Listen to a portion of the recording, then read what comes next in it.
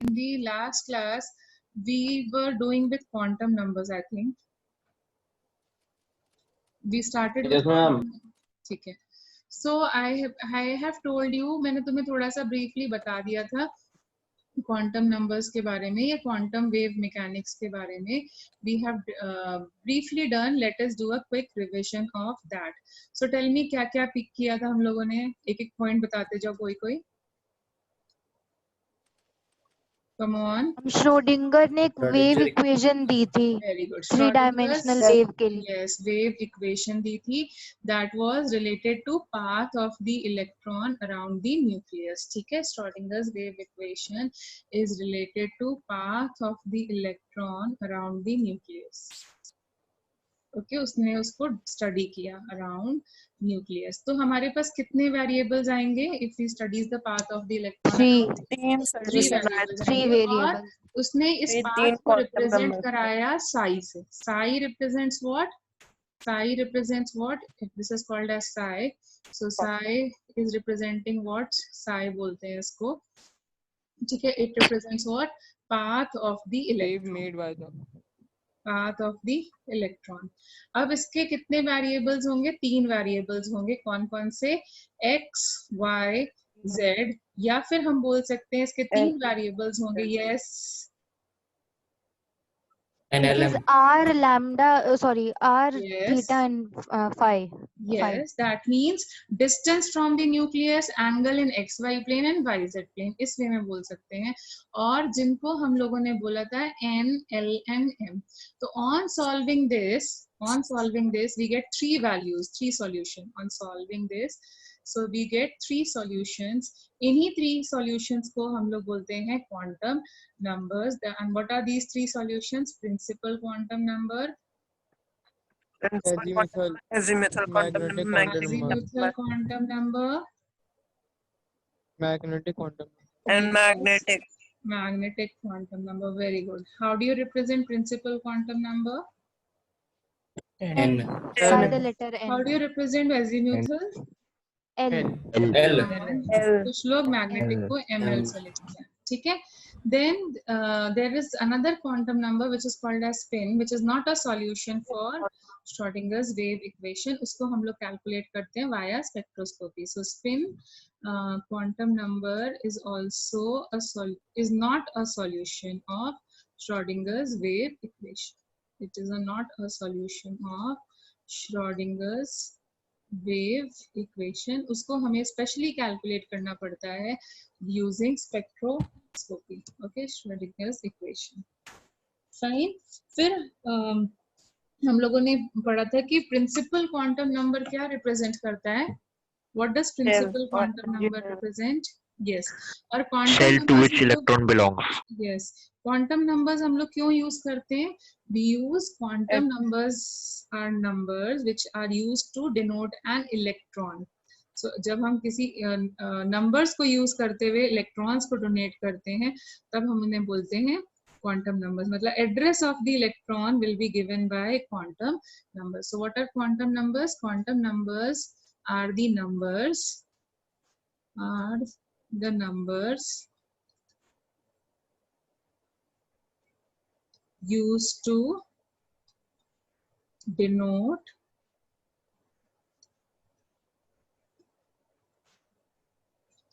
electron in an atom. एक electron को locate करना है in an atom. तो हम लोग जैसे कोई सपोजिंग गोल्ड है, गोल्ड के पास 79 इलेक्ट्रॉन्स है. हम लोग सपोजिंग उसमें 55th इलेक्ट्रॉन के बारे में बात कर रहे हैं. तो हम उसको आइडेंटिफाई करने के लिए जो हम सेट ऑफ नंबर्स लिखेंगे उन्हें ही हम लोग बोलते हैं quantum numbers. The set of numbers which are used for the address of a particular electron in an orbit, उन्हें ही हम लोग बोलते हैं क्वांटम नंबर्स. सो हमें ये पता है हमारे क्वांटम नंबर्स 4 टाइप्स के होंगे. सो लाओ पहले तो मैंने तुम्हें ऐसे ब्रीफली बता दिया था, बट अब उनको हम लोग एक्सटेंसिवली एक्सप्लेन करते हैं, अच्छे से प्रॉपरली एक्सप्लेन करते जाते हैं एक एक क्वांटम नंबर को. तो सबसे पहला क्वांटम नंबर्स कौन सा आता है? सबसे पहला कौन सा आता है? Principal quantum number.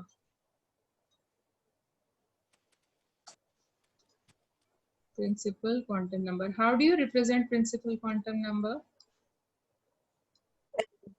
n. और ये जो small n में notation use कर रही हूँ, ये मैं पहले से right from the Bohr's theory I have been using for the same purpose. So what does n used to represent earlier? Shell number. Bohr's orbit. Or the shell. Yes. Orbit. So it again tells us वही चीज है, मैंने इसीलिए n को ही use किया बार बार, so that you don't get confused. So it represents us about the energy of electron in a particular energy level. ठीक है, in rough words बोले तो it denotes the orbit. कौन से orbit में हमारा electron है, first orbit में है, second orbit में, and so on. ठीक है, अब मुझे बताओ as value of n increase करती है, as value of n increases, energy पे क्या फर्क पड़ता है? increase करती है, it also Increase. तुम्हें याद है ना, -13.6 and 3.4, Yes, increase करती है. ठीक है, okay. Then n की क्या values possible हैं? n की क्या possible values हैं? From 1 to any number. 1, 2, 3, Positive 4. integers. N to infinity. And not Yes, zero. it will start from n to infinity. तो theoretically तो infinity तक possible है, but आज की डेट में practically कौन सा n का maximum value होगा? 7. 6, 7. 7. Very good. जितने हमारे periods हैं periodic table में, क्योंकि it represents the period, represents the number of orbits, maximum number of orbits in that particular element. Okay, so इसको n को use करते हुए हम लोगों ने use भी किया था Bohr's में. So it is used to determine the angular momentum of an orbit. Okay, so orbit, angular momentum of the orbit. So tell me, what is the formula?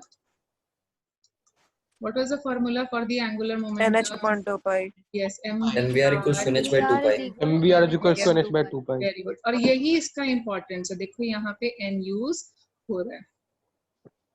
ठीक है, तो ऑर्बिट का एंगुलर मोमेंटम हम लोग निकालते हैं, it is a multiple of NH/2 pi. Fine, तो ये है इसका यूज. अब जो हमारा शेल है या ऑर्बिट है, it is further divided into, what is it further divided into? Subshells. Subshells. How do you represent a subshell? L. Azimuthal quantum. Azimuthal number. It's represented L. by azimuthal quantum number. And how do you represent azimuthal quantum number? L. L. Yes, L. by a notation L. So what are the possible values of L? N-1. 0 to n minus 0 1. to 0 to n minus 1. Infinity. L can be, कहाँ से start होंगी? 0 से start होंगी और कहाँ तक जाएंगी? n-1 तक जाएंगी. So what are the possible values of L? It will start from this. Okay, so ये basically value क्या बताती है? जो azimuthal quantum number है, it denotes the shape of the orbital.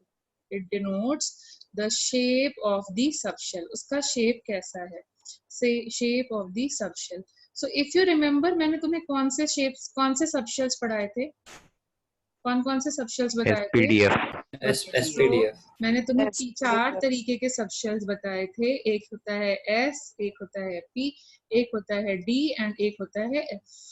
ठीक है, so इस S को represent करने के लिए लगने वाला जो azimuthal quantum number है ना, वो है azimuthal quantum number जो है वो क्या है? 0. Can you give me the why it is 0?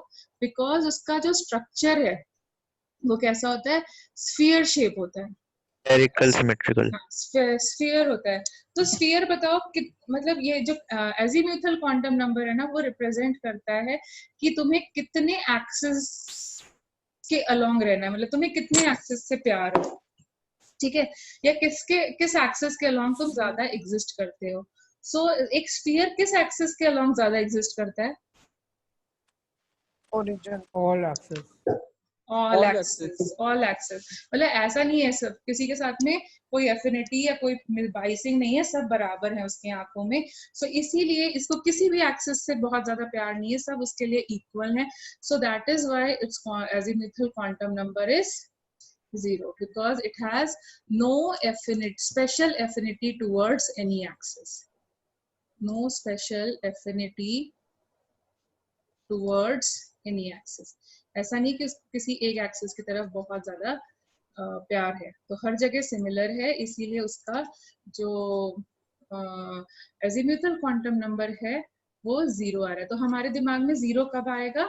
जब हमारा जो स्ट्रक्चर है वो सबकी तरफ एक समान नजर से एक जैसा ही देखेगा, ठीक है। देन पीक सबशेल का एजीम्यूथल क्वांटम नंबर होता है 1। क्यों 1 होता है? क्योंकि इसका शेप होता है डम्बल। अब डम्बल बताओ कैसे रख सकते हैं हम लोग? एक ही axis, Along any one axis. Any one Along either axis, x or like y. you can keep it Any one along of them. x axis। मतलब तुम इमेजिन करो तुम्हारा जिस रूम में तुम बैठे हुए हो और उसका एक कॉर्नर देखो, छत पे देखो या फिर फ्लोर पे देखो, फ्लोर पे एक कॉर्नर को इमेजिन करो, तो देखो वहां पे तुम्हें 3 दीवारें मिलती हुई दिख रही हैं। Yes ma'am. सो एक दीवार को मानो px है, ठीक है, एक दीवार को मान लिया px है, एक दीवार को मान लिया py है और एक दीवार को मान लिया pz है। ये px है, ये py है और ये pz है। तो देखो तुम अपना जो डम्बल है, ये तो तुम इमेजिन कर सकते हो, you can keep the dumbbell once like along this axis और one time you can keep it along this axis और अलोंग दिस एक्सिस। सो हमेशा तुम्हें कितनी एक्सिस से प्यार हो रहा है? Every time one axis. So it is oriented along one axis at a time. Oriented 1 minute along one axis at a time. Okay, so that is why इसका जो azimuthal quantum number है वो 1 आया, क्योंकि वो one axis की तरफ affinity show। Yes बेटा, you had a doubt? नहीं है? अच्छा ठीक है। सो अब यहाँ पर अगर D का जो एजीम्यूथल क्वांटम नंबर है वो 2 है और मैंने यहाँ शेप लिखा डबल डम्बल, सो बताओ क्या प्रॉब्लम है? 2 क्यों आ रहा है? Why it is 2? Along any two axes. Yes, it is oriented along 2 axes, 2 axes x y y z या z x के along 2 axes को चूज करेगा और उसके along ओरिएंट हो जाता है, इसीलिए इसका एजीम्यूथल क्वांटम नंबर 2 आता है। एंड सिमिलरली इसका 3 आता है, बट इसका स्ट्रक्चर हम लोग नहीं करेंगे because it is complex and it becomes, that means f will be oriented along 3 dimensions. All 3 axes. yes all 3 axes। अब समझ में आया? s को हमें एफिनिटी होने का मतलब क्या होगा? एफिनिटी होने का मतलब है इंक्लिनेशन, प्यार होना, उसकी तरफ ज्यादा बाइसिंग शो करना। और कौन से टर्म्स यूज करूं? या समझ में आ गया? समझ आ गया। ठीक है, तो मतलब एक स्फीयर होता है ना, वो हर एक डायमेंशन में उसका जैसे एक्स एक्सिस के लॉन्ग रेडियस देख लो, वाई एक्सिस के लॉन्ग, वो इक्वली आता है। मतलब उसको ऐसा नहीं है कि एक एक्स एक्सिस के लॉन्ग वो बहुत ज्यादा मतलब वैसे रख रहा है। जबकि एक एग देखो कैसा होता है, इलोंगेटेड होता है कि नहीं होता है? एक एग देखा होगा इलोंगेटेड होता है थोड़ा ऐसे, चेक करके बताओ। इसका मतलब क्या है? वो एक्स एक्सिस की तरफ ज्यादा एफिनेटिव है अगर हम उसको ऐसे रखते हैं, और वहीं पर ये अगर तुमने अपने एग को ऐसे रख दिया, दैट मींस किसकी तरफ ज्यादा एफिनेटिव है? Y axis. ठीक है। सो कितनी एक्सिस की तरफ एफिनिटी इसकी ज्यादा है? How many axis? One axis. One axis at a time. So इसका एजीम्यूथल क्वांटम नंबर क्या हो गया? 1। जैसे डम्बल को जब भी हम रखेंगे तो ये क्या कर सकते हैं, हम उसको लेटा के रख सकते हैं या फिर खड़ा होके रख सकते हैं या फिर ऐसे ऊपर की तरफ जेड एक्सिस की तरफ रख सकते हैं। इसीलिए मैंने इमेजिन करने को बोला, अपने दीवार के कॉर्नर को इमेजिन करो, तो तुम एक बार डम्बल को ऐसे रख सकते हो अलोंग दिस लाइन। देखो तुम्हारे रूम के कॉर्नर में ऐसे 3 लाइंस जा रही हैं, देखो फ्लोर पे देखो। Yes. तो यहाँ पे क्या Yes, कर सकते हो, ma'am. डंबल को ऐसे रख सकते हो, फिर इस ऊपर वाली लाइफ मतलब रूफ की तरफ पॉइंट करके रख सकते हो, फिर एक ऐसे सामने की तरफ पॉइंट करके रख सकते हो. So every time it is affinitive towards how many axis? Every time it is getting affinitive towards how many axes? One at a One. time. One axis at a time. ठीक है, see it is One. showing affinity towards one axis at a time. ठीक है, इसी हाँ, so that is why इसका azimuthal quantum number क्या आ रहा है? It is coming out to be 1. अगर 2 axis से प्यार होगा तो तुम 2 शो करोगे, and like this you will further move on. ठीक है, अब देखो एक कॉमन मिस्टेक जो बच्चे करके आते हैं. सो ये जो एजीम्यूथल क्वांटम नंबर है इसकी इंपॉर्टेंस क्यों है? क्योंकि ये ऑर्बिट में भी एंगुलर मोमेंटम होता है और ऑर्बिटल में भी एंगुलर मोमेंटम होता है, क्योंकि जो एक इलेक्ट्रॉन होता है वो रिवॉल्व भी करता है अलोंग द न्यूक्लियस और वो रोटेट भी करता है. जैसे अर्थ होती है ना, वो रोटेट भी करती है, which causes what? Season changes. Earth rotate करती है Day तो and night. Day and night, very good. और रेवोल्यूशन भी करती है जिसकी वजह से हमें सीजन्स मिलते हैं, मतलब hot season and cold season. Yes, ma'am. तो ऐसे ही इलेक्ट्रॉन रिवॉल्व भी करता है, खुद अपनी एक्सिस पे रोटेट भी करता है. तो जब रिवॉल्व करता है तब हम बोलते हैं, किसमें रिवॉल्व करता है? उसका फिक्स्ड पाथ होता है जिसको हम क्या बोलते हैं? ऑर्बिट. ऑर्बिट. Orbit. जब वो रिवॉल्व करता है तब हम बोलते हैं angular momentum of the orbit. देखो यहाँ पे लिखा है angular momentum of the orbit. जब वो अपनी एक्सिस पे रिवॉल्व रोटेट करता है तब हम बोलते हैं orbital angular momentum. It is called as orbital angular momentum. तो कई बार बच्चे ऑर्बिटल पे ध्यान नहीं देते, कई बार नहीं, majority of the times I have seen जब भी वो डाउट्स के लिए पूछते तो यही क्वेश्चन बहुत आता है. मतलब इस ईयर के बैच में भी बहुत बारी आया है ये क्वेश्चन, भूल जाते हैं बार बार कि ऑर्बिटल एंगुलर मोमेंटम एक अलग चीज है और ऑर्बिट का एंगुलर मोमेंटम एक अलग चीज है. दोनों अलग अलग चीज है. ये चीज एक बार और समझा दीजिए. बेटा एक जो इलेक्ट्रॉन है, ये न्यूक्लियस है, तो ये ऐसे रिवॉल्व भी कर रहा है. ये रिवॉल्व करने की वजह से तुमने पढ़ाई था सेंट्रीपिटल फोर्स और सेंट्रीफ्यूगल फोर्स, सेंट्रीपिटल और इलेक्ट्रोस्टैटिक फोर्स बराबर होने चाहिए. इसकी वजह से जो ऑर्बिट में जो एंगुलर मोमेंटम क्रिएट हो रहा है उसको बोलते हैं ऑर्बिट का एंगुलर मोमेंटम. और ये अपनी ही जगह पे क्लॉकवाइज या एंटी क्लॉकवाइज रोटेट भी करेगा. उस रोटेशन, क्लॉकवाइज या anti clockwise rotation, day night rotation की वजह से क्या मिलेगा? Orbital angular momentum. और इसका फॉर्मूला होता है under root of L into L+1 H/2. Okay, जो अपने खुद की एक्सिस के अलोंग रोटेशन होता है उसको हम बोलते हैं ऑर्बिटल एंगुलर मोमेंटम. सो जब भी तुम्हारे पास क्वेश्चन आए प्लीज फोकस, उन्होंने ऑर्बिट का पूछा है या फिर ऑर्बिटल का पूछा है. ओके, जस्ट फोकस कि उन्होंने ऑर्बिट का पूछा. यस सात्विक. Excuse me, ma'am. Yes. Ma'am, the h by 2 pi is outside the square root. Yes, h/2 is outside the square root. Okay, thank you. Okay, and sometimes some books represent it with a h dash, so this can also be written as L into L+1 and with a h dash. और इसका unit होता है bm. bm. What does this stand for? This stands for, bm stands for Bohr magneton. bm is a unit which stands for Bohr magneton. हम ये क्या? एक unit है orbital angular momentum की. This is the unit of orbital angular momentum.